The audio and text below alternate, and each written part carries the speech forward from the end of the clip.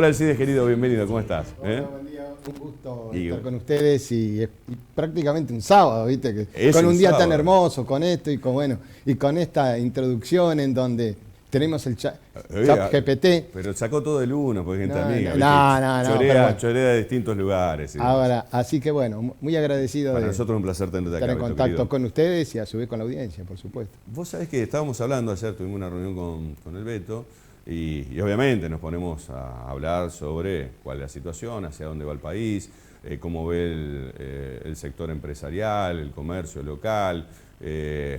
Obviamente hacemos contrastes, diferencias entre lo que veníamos teniendo con otro sistema económico, en el marco de inflación, programación, obviamente entre el tema del poder adquisitivo, ventas, consumo. Y me pareció muy interesante, como siempre, la postura de Alcides en cómo lee la realidad actual. Si yo te tengo que preguntar cómo lees la macroeconomía del país, sobre todo de tus contactos en el orden nacional y también, ¿por qué no?, desde este lugar, ¿qué me podés decir? ¿Cómo lo leen ustedes? Bueno, la macro realmente estamos pasando por un proceso, ¿no es cierto?, de transformación muy trascendente, que nosotros, los argentinos, tenemos, digamos, esa costumbre, por decir así, de siempre a ver quién tuvo la culpa, ¿no? En el sentido de, y hablamos por ideología o por cuestiones también de posiciones, ¿no es cierto?, dentro del espectro social, de que, bueno, distintas posturas, este gobierno, el otro gobierno, bueno, esta línea, la otra línea. El proceso de Argentina tiene muchos años. Nosotros realmente, imagínense que llevamos casi, no sé, el primer golpe de Estado fue en 1930, sí. Después tuvimos muchos vaivenes, muchas cuestiones sociales y políticas que hicieron la transformación de aquella Argentina, digamos, que era muy grande, a esta Argentina que tenemos hoy. Entonces nos podemos preguntar, este proceso, como es un proceso cultural, ¿por qué no está pasando esto? Qué bueno decirle a ChatGPT, ¿por qué Argentina estaba hace 100 años, 100 y pico de años, como una de las potencias del mundo, y hoy resulta que estamos donde estamos? Esa pregunta, dale. Esa pregunta, Lichu. Perfecto. Dale. Pero bueno, entonces, esto es un proceso de transformación, digamos, muy contundente en cuanto a cómo es la macroeconomía, ¿no es cierto? Nosotros pasamos de venir con muchos años de déficit fiscal. La última vez que tuvimos superávit, o por lo menos no tuvimos déficit fiscal, ¿no es cierto? Y a su vez no tuvimos déficit comercial en cuanto a IMPO y EXPO, fue en el año 2003 con Néstor Kirchner, que duró 4 o 5 años. ¿Pero por qué? Porque se había hecho un proceso de transformación antes, ¿no es cierto?, de alguna manera ponerle en orden las variables. Hicieron el trabajo sucio dual y remes límico. Y remes límico. Perfecto. Entonces, pero entonces, todo esto es como de alguna manera se van cumpliendo ciclos, ¿no es cierto?, en la macroeconomía. Y ahora tenemos un ciclo que se inició un ciclo, ¿no es cierto?, Perón, por ejemplo, era un férreo defensor del equilibrio fiscal. Correcto. Perón no le toqué el equilibrio fiscal. Muchachos, esto en rojo no, jejeje. Ahí tenés discursos del Perón del 50, sí, que decía, todo muy lindo, pero los números no, tienen que ser superavitarios. Y te ponía la caja y en orden, bien ortodoxo. Entonces hoy nos encontramos, ¿no es cierto?, cuando hablamos a veces entre aquellos que de alguna manera estamos un poco, como vos decís, a lo mejor más informados o estamos en el ambiente, ¿no es cierto?, de la macroeconomía, del sistema financiero, nosotros siempre decíamos, si nosotros en los últimos meses, ¿no es cierto?, del año 23, nos decían, mirá, nosotros para febrero, del año que viene, ¿viste?, vamos a tener equilibrio fiscal. Yo te puedo asegurar que al 99% decían, no, imposible. ¿Correcto? Perfecto. Se aplica una política muy ortodoxa, entonces eso hace de que empecemos, no tengamos déficit fiscal. Pero ¿cuál es la consecuencia más importante? Que dejamos de imprimir. ¿Correcto? El proceso inflacionario, ¿no es cierto?, es un proceso... menos. Muchos dicen imprimimos menos, pero bueno, exacto. pongamos. A ver, bueno, vuelvo a reiterar, ahí hay otra cuestión, ¿no? termino un poquito con Sí, esto claro, y dale, después Beto, dale. vuelvo a esto porque lo que vos estás diciendo es muy importante.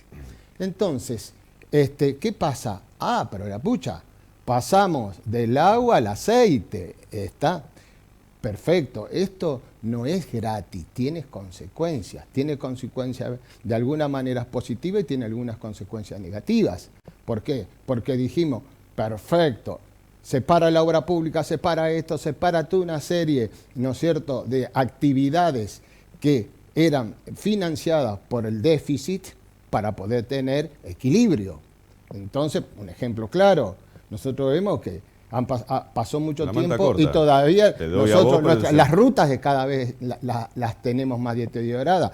Por supuesto que eso en el tiempo no se puede, digamos, solucionar de un día para otro, pero son consecuencias positivas. La ley de la manta corta. Exacto. Te tapaba un agujero y te dejaba desnudo los pies. Tapaba los pies y te dejaba fuera la cabeza. Perfecto. Y así. Entonces empezamos a transitar esto.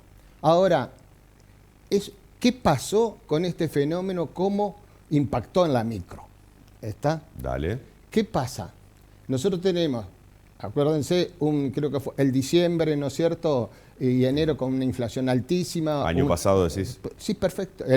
Asume en el año 23. Por eso, el 23, 24, 23 que tuvimos 20 días, sí, ¿no es cierto? Y luego ya empecemos con el año 24. Entonces, el año 24, ¿qué pasa? Todos los actores, ¿no es cierto?, financieros, económicos de Argentina, estábamos a la expectativa. Che, esto tan drástico, ¿funciona o no funciona? Es natural, porque es nuestra cultura, ¿ok? Y en la cultura sí, pero perfecto. Entonces, ¿cuál era, de alguna manera, el estadio que estaba en esos meses? ¿Cómo veníamos? ¿Cómo de alguna manera las grandes empresas, los importadores, pero también el pequeño emprendedor, el pequeño comerciante, siempre está tan afectado por los procesos inflacionarios que siempre dice, no, yo me cubro, yo me cubro. Eso es una cultura. O sea, que si el dólar lo tenían a 1.300, ellos ya te cotizaban precio y valores a $2.000. Exacto. Por Entonces, decirte, como del punto de vista del análisis, sí, de alguna manera racional de la macro, vos decías, no, si podés llegar a tener no tener déficit fiscal, ¿no es cierto? Esto va a ser a través del tiempo, pero resulta que fue drástico y empezó. Entonces, se pasó, por supuesto, enero, pase lo que pase, los argentinos, ya me un mes, viste que... Bravo. No sé, bravo no, casi no, están todos de vacaciones. Vacaciones, se toman las decisiones baja, presidenciales. Baja la actividad. Febrero fue de reacomodamiento y en marzo, ¿qué pasaba en marzo? Entonces, pero esto ya hay 2 meses, el equilibrio fiscal está, ¿qué consecuencias tiene? ¿Y cuál era el otro tema? Que en el proceso más que nada, de la importación de productos, ya sea insumos para fabricar o productos terminados, digamos, había una incertidumbre total, porque, por ejemplo, en algunos momentos del año 23, los que necesitábamos insumos totalmente importados, llegamos a pagarlo con dólar 1.500, 1.600 pesos. Pero resulta después que estaba a 900. ¿Cómo es pero bajo los precios y no bajo los precios. Ese fenómeno se empezó a manifestar a partir de marzo. ¿Y por qué? No porque era bueno, es porque empezaron a tener facilidad de los importadores, ¿no es cierto?, a acceder al dólar Banco Nación, ¿está? Por eso fue un proceso, no fue drástico, sino en la medida que se tenía, digamos, reservas o dólares con qué pagar, digamos, las importaciones.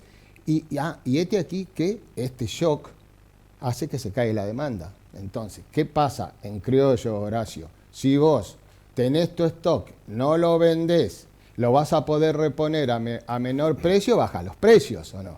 Tal cual, líquido. No líquido, baja los precios. Sí, sí, o sea, entonces, ¿qué pasa? Ahí hubo un proceso de estabilización y que duró, digamos, más o menos, que en alguna manera es un proceso que se llama la volatilidad de los precios relativos. Porque, ¿qué pasaba?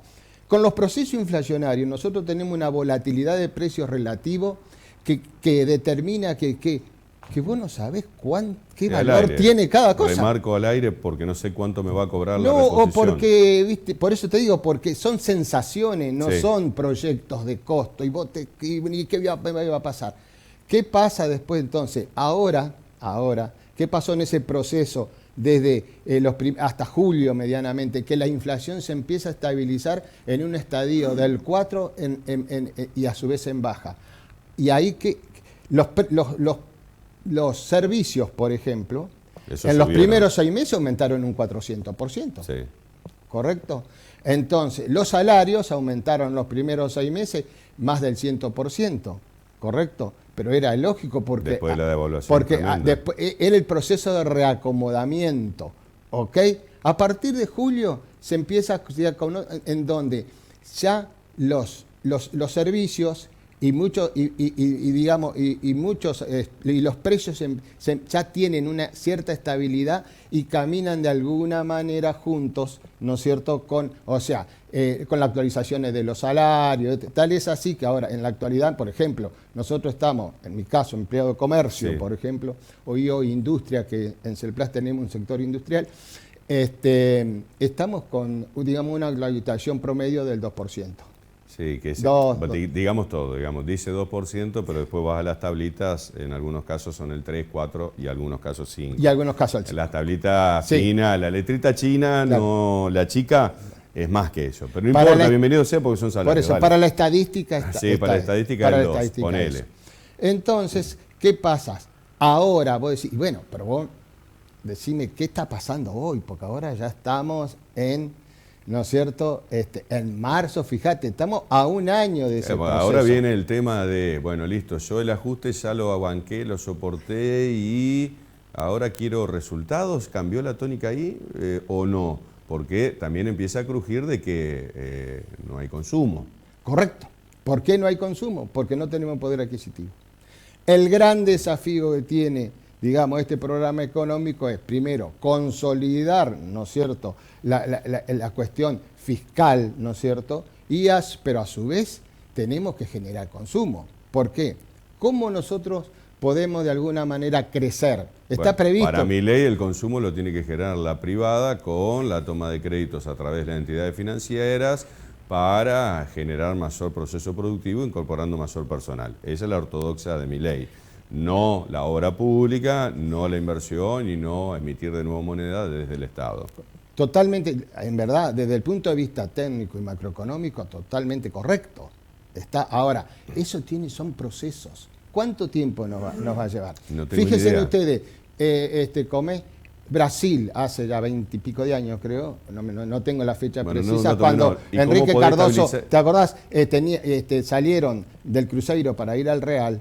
A ellos les llevó prácticamente un proceso de estabilización de más de 10 años. Bueno, ok, pero con un Brasil que está por debajo nuestro en el tema de la devaluación, ¿se puede llegar a mantener un proceso económico en la macroeconomía de esta manera, donde los flujos de divisas se te van todos para allá, desde el turismo hasta la compra de cada vez que vas, desde una remera, camiseta o si no es Paraguay o lo que sea, porque está el triple o el doble cada producto en la Argentina Correcto. a nivel de costo de vida?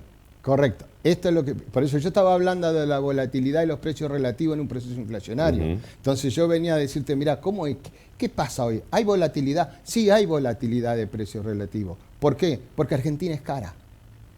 Y ahora tenemos que buscar por qué es cara.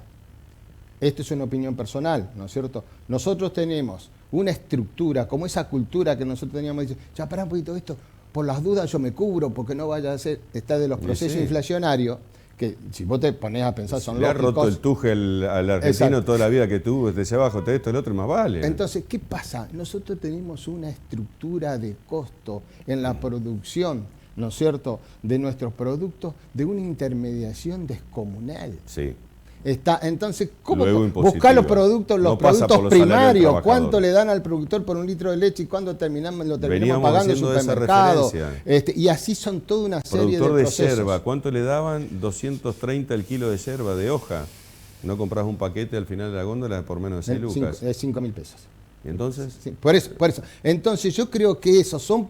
Carne. Fíjate, cuando empezamos la charla yo te dije, esto viene de muchos años. Sí. Entonces, este cambio trascendente en la macro tiene que a su vez ir acompañado por esos otros procesos. Sí, metés dedo la saga que te saltan los intereses, te quieren tumbar de la noche Claro, a la mañana. no hay una cosa muy simple, o sea, esto no es contra ningún sector ni nada. No, pues están todos vendidos. Podemos poner a Argentina, ¿no es cierto?, que somos uno de los principales productores de agroalimentos y transportamos por camión. Sí. Sólito. ¿Viste lo que dice ahora YPF, por ejemplo? Está pensando en hacer una línea férrea para llevar arena silicia de Entre Ríos a la Vaca Muerta. Porque el costo es infernal. Nulo. Entonces, si nos ponemos a analizar, digamos, en particular, vamos a tener casos, pero yo creo que en un principio, ahora, ¿en qué tiempo podemos hacer eso? Y pues, aparte, porque hay algo que es muy trascendente. En este último año y meses, 4 meses, 14 meses creo que llevamos, yo creo que sin distinción, muy poco podrá haber algunos nichos o algo así, pero acá estamos haciendo un gran esfuerzo. Desde el que está en la base baja de la pirámide hasta que está de clase media alta arriba. Está un gran esfuerzo. Porque a nosotros, por ejemplo, yo te digo, Horacio, en el caso personal, por ejemplo, del comercio, nosotros en nuestra actividad, nosotros nos encontramos en marzo del año pasado con que después que terminamos de vender los productos escolares, que viste que empiezan las clases, qué sé yo, hubo este fenómeno de que los precios ¡pum!, se cayeron. ¿Pero por qué? Porque el importador que estaba importando con dólar MEP, contado con liquidación, y digamos, ¿qué pasaba? Accedió al dólar Banco Nación, entonces automáticamente no tenía demanda, por supuesto, tuvo que bajar los precios. Por ejemplo, en nuestro ramo, nosotros vendimos en este febrero del 25 a los mismos precios que en febrero del 24. Lo único que realmente tuvo un aumento alrededor del 15% nada más fueron algunos productos que tenían como base la transformación de papel, por decir, cuaderno, alguna cosita. ¿Y a vos te baja la rentabilidad vender al mismo precio que el año pasado? Por supuesto, pero ¿por qué? ¿Sí? ¿Por qué? Porque te acordás que yo te dije anteriormente, nosotros nos subieron los servicios un 400%, sí, claro. ¿Correcto? Los salarios un 100 y pico %. Nosotros tenemos, gracias a Dios, nuestra empresa, no se nos cayó la demanda. La demanda se mantuvo y la estamos recuperando en un proceso lento a través del año pasado y esperemos que con para poder llegar al equilibrio. ¿Por qué? Porque haciendo un gráfico, por decir así, los costos fijos hicieron así y la facturación quedó acá, hasta julio, y ahí quedó, y ahora hay que empezar a recuperar la brecha.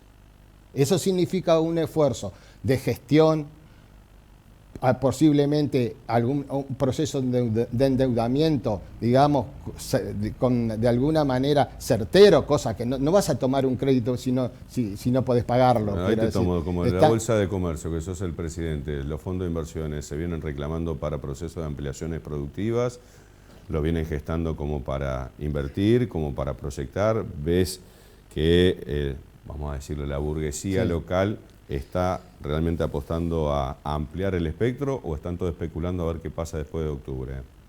No, yo creo que no. En realidad hay, digamos, la expectativa, yo te voy a hablar más o menos de lo que es Entre Ríos, por decir así. Sí. La expectativa es totalmente, digamos, positiva y buscando esta readaptación para poder seguir produciendo en estos procesos. Vos fijate, por ejemplo, los sectores agroindustriales, ¿no es cierto? No tanto de los productos primarios, porque en cierta manera granos y estos dependen de otra cuestión que no hablamos, perdóname que haga un paréntesis y la coloque, tenemos que para es varias la charlas. gran presión impositiva. Vos fijate, con este proceso que yo te decía antes, el campo tenía un gran problema que tuvieron que, no había otra solución que se bajaron las retenciones en forma provisoria hasta julio, pero eso se tendrá que mantener porque se encuentra en una situación, especialmente los pequeños productores, que los números no les cierran. Ahora, Tebo, porque todos los que tuvimos la posibilidad de vivir la etapa de Menem, Caballo y demás, tenemos el fantasma de que tarde o temprano la industria local quiebra, el sistema productivo quiebra, también que había atado un sistema de convertibilidad ahí en ese momento muy rígido.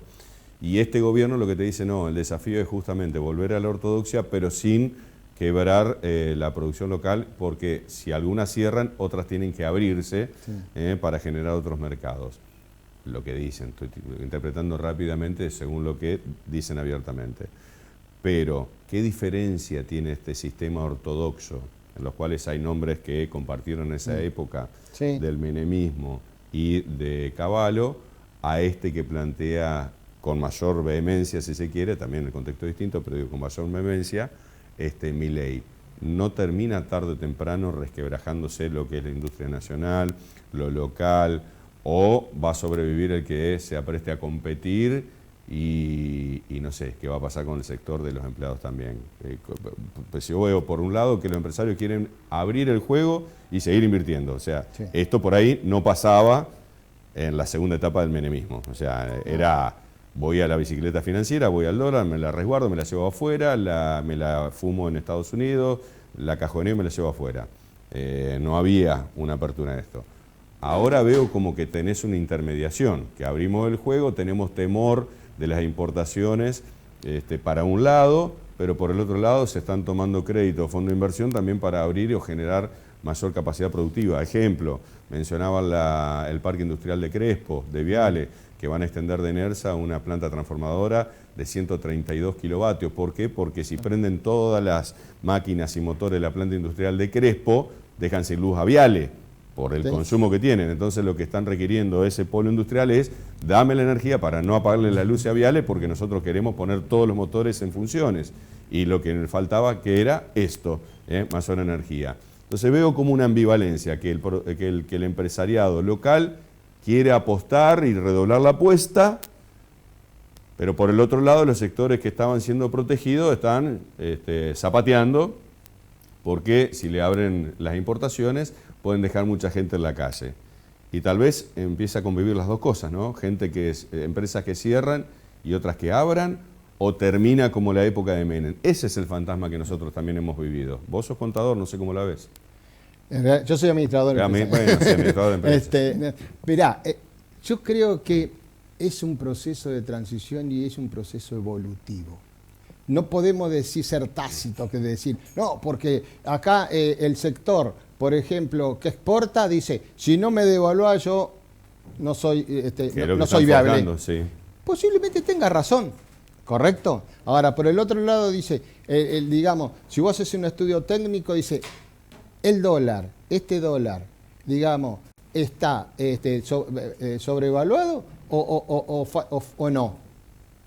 Es un dólar, técnicamente dice, no, está dentro de los parámetros cuando vos ves, pero prácticamente no. Entonces ahí hay una mixtura. Yo creo que es un proceso evolutivo esto, en donde hay algunos que de alguna manera van a poder reconvertirse. Por el otro lado, sí, el Estado, ¿no es cierto?, puede ir, como lo ha prometido, paulatinamente bajando la presión fiscal, porque, vos imaginate el campo, tiene 5%, le bajaron 5% las retenciones, tenían 35, tienen 30. Ah, bueno, pero si yo puedo mantener el superávit fiscal, o el equilibrio, mejor dicho, el equilibrio fiscal, llevando las retenciones a un 20, le cambió ¿está? Y no necesito devaluar, porque lo que te puede dar una devaluación te lo está quitando la retención. Entonces, ese es un ejemplo de lo que yo pienso que es una cuestión de un proceso de transición y un proceso evolutivo, porque lo que vos dijiste, la sábana corta, ¿ok? Ahora, pero el gran desafío o la gran incógnita es, ¿cuánto tiempo nos lleva esto? Hace 40 años está para el otro lado, imagínate. ¿Cuánto tiempo nos lleva? ¿Correcto? Sí. Entonces, por eso está sucediendo, vos fijate. O sea, vos me decís, el camino es el correcto, pero no sé con cuánto tiempo nos va a llevar como para volver a tener todos los motores en funciones firmes. Ese tiempo tiene consecuencias. Nosotros no podemos mantener, por ejemplo, a los jubilados con 350.000 pesos. No. ¿Correcto? Perfecto. Ah, bárbaro. ¿Cómo lo soluciono? tengo imprimo, por decir así, Sí, muy sí, sí. metafóricamente, ¿Qué ¿no? Imprimo, lo llevo a 500.000 pesos, que tampoco No es existe. nada. Bueno, pero puede haber otras cuestiones. ¿Qué pasa? Tengo reforma laboral, ¿correcto? Hoy en día, ¿no es cierto? El trabajo informal tiene mayor cantidad digamos, de personas que el trabajo formal. Sí. 8 millones contra 6 millones. Sí. De esos 8 millones que están informalmente, si yo cambio la ley laboral, Te meto 3 más. Lo gano o en 4. volumen, o 4. Entonces, ¿qué pasa? ¿Cuánto esos aportes que van a empezar? ¿No? Y yo creo que, y la mayoría debe ser más bien gente joven, ¿no es cierto? Gente que no está pasando los 50, que se va a jubilar dentro de 10 años. O me da una ventana de 10 años. ¿Cómo que tengo? ¿Los más 50 estamos muertos ya? Exacto. No, no me lo digas así. No, te digo que Dale, no. sí. Bueno, entonces fíjate, a eso yo lo llamo proceso evolutivo. Sí, entiendo. Pero eso choca con algo que es trascendente, que es, ¿por qué si tenemos nosotros ciertos, digamos, proyectos, políticas y esto, vamos a que el sector político, el Congreso de la Nación, ¿viste?, pone palos en la rueda? O sea, yo no estoy hablando de ningún partido político, ¿eh? No, estamos hablando de Yo estoy política del Estado, hablando de rumbo, de que ciertos procesos que pueden ser a lo mejor planteados, que pueden ser después en el transcurso del debate, ¿no es cierto?, mejorados, o de alguna manera, digamos, pero también consensuados. Nos combate la historia, Beto, porque vos vas al Fondo Monetario de nuevo y vos la historia que tenés del Fondo Monetario es de arrodillarse y que después los dólares que entren se la terminan fugando los menos. Sí. Entonces quedás con la deuda para la población como desde la época Martínez de Oz hasta acá. Hasta acá. ¿Está? Por más que en algunos momentos algo de deuda se pagó, hubo otro porcentaje que todavía no está claro dónde quedaron esos dólares. Sí. Pero la deuda siempre la paga Juan Pueblo. Entonces, estamos quemados con leche. Vos te decís, otro préstamo al Fondo Monetario y te está agarrando todo, ¿viste? Pero ahí viene lo que yo te digo, Horacio. Bueno. El proceso cultural, cuando empezamos, lo podemos tomar en digamos, nuestra generación, pues mirá, en los últimos 50 años, por ejemplo, y hay otros que dicen, no, esto es un proceso que viene de hace 100 años. Yo creo que en los últimos 100 años Argentina tuvo equilibrio fiscal, creo, Nunca. No sé. Periodos muy cortos. No lo tengo preciso, por eso no lo expreso. Pero el tema era el siguiente, que yo quería de alguna manera dejar el concepto, de que cuando vos ves en estos procesos de cambios tan fuertes, ¿no es cierto?, en que hay sectores, ¿no es cierto?, que dicen, si vos me tocas eso, o sea, tienen algunos privilegios. Y por el otro lado, lo que es más importante, que nuestros representantes, por factores ideológicos o con factores personales, no suman. Me opongo porque me opongo. Yo en lo ideológico digo intereses ideológicos 20% y el otro 80% que promulga sectores ideológicos son por intereses personales, digamos. No lo sé, no estamos aquí para juzgar, pero sí sabemos, o sea, esto es lo mismo, por ejemplo, que vos dijiste, acá en Entre Ríos principalmente hay 6 entidades, digamos, de las 30, que más o menos, que son las que estamos permanentemente, pero nosotros llevamos muchos años, te digo más, como paranaense, pero a su vez, por la relación de aquellos que llevamos muchos años, somos amigos más que nada. Pero ¿por qué podemos tener esa cohesión? Porque tenemos una claridad de pensamiento, tendremos matices, ¿está? Pero acá no está que viene... Debería ser políticas de Estado. Claro, no viene la UIER y dice, por ejemplo, no, porque nosotros vamos a sacar exclusivamente para la industria y no sé, y el comercio y la construcción y esto, que se arréglenselas ustedes. No, nosotros nos sentamos, hablamos, vemos, vamos juntos, ¿está? Entonces, bueno, ese es un tema que lamentablemente este proceso que yo te decía de transición, correcto, este proceso y de las incertidumbres. Fíjate que nosotros en julio del año pasado llegamos a tener el dólar euro a 1.500 pesos, ¿sabes verdad? ¿Por qué? Porque hubo un ruido que se asociaba a incertidumbre con factor político. Hoy estamos viviendo una misma situación. Pero no se movió. Sí, se movió. Es decir, no llegó a 1.500. Sí, pero para los ratios que estamos manejando es mucho. Claro. Claro. Nosotros estamos, sí, no hay problema, viste la diferencia. Son 50 pesitos. No, 50 pesitos es mucho, porque Claro. nosotros estamos aspirando a un proceso inflacionario, Sí. que es lo que aspira el gobierno, de tener un 1% mensual para tener una economía, digamos, nuestros vecinos uruguayos. Que somos nosotros los entrerrianos, somos muy habitués de compartir con nuestros vecinos uruguayos. Ellos llevan muchos años con una macro, vos sabés que está ronda de inflación en el 8. Perdón. La sociedad uruguaya a mí no me cierra, digamos, porque no vive bien, ¿eh? Gente, Sí, gente en supervivencia, Sí, que de sí. pedo llega a comer, y gente que la pasa bárbaro. Perfecto. No tenés la clase media argentina, que es Ah. la gran diferencia que ha tenido el resto Correcto. de Latinoamérica, ¿no? Pero bueno, pero te quiero decir, pero tienen la previsibilidad. Vos cada vez, cuando vas, si vas Sí. varios años seguidos, vos ya sabés que el año que viene lo vas a pagar un 10% más, porque Sí. eso ya está establecido, por más que la inflación sea el 6, el 7, el 8 o el 9. Rumbo Está- positivo, empresarios que toman créditos o fondos de inversiones para seguir mejorando su capacidad productiva, esto hoy está. Sí, aparte, a ver, hay un tema que también es trascendente de todo este proceso, fíjate, que es el mercado de capitales. Ajá. El mercado de capitales argentino es el más chico de toda la Latinoamérica prácticamente. No puede decir que países que no son menos que nosotros, pero que sí que tienen un PBI mucho menor, ¿no es cierto?, tienen un mayor dinamismo en el mercado de capitales. Chile, qué sé yo, Uruguay en su proporción, por ejemplo, ¿viste? Paraguay y todo lo demás. Entonces, el mercado de capitales tiene mucho para crecer. O sea, si vos decís, como en el mundo, si hay disponibilidad de dinero para invertir, sí hay disponibilidad. ¿Correcto? Ahora, ¿qué es lo que pasa? Que a su vez el tema es de que el mercado de capitales, vos tenés dos aristas, que son el proceso de inversión para poder invertir, ¿no es cierto?, en títulos, acciones y todo, digamos,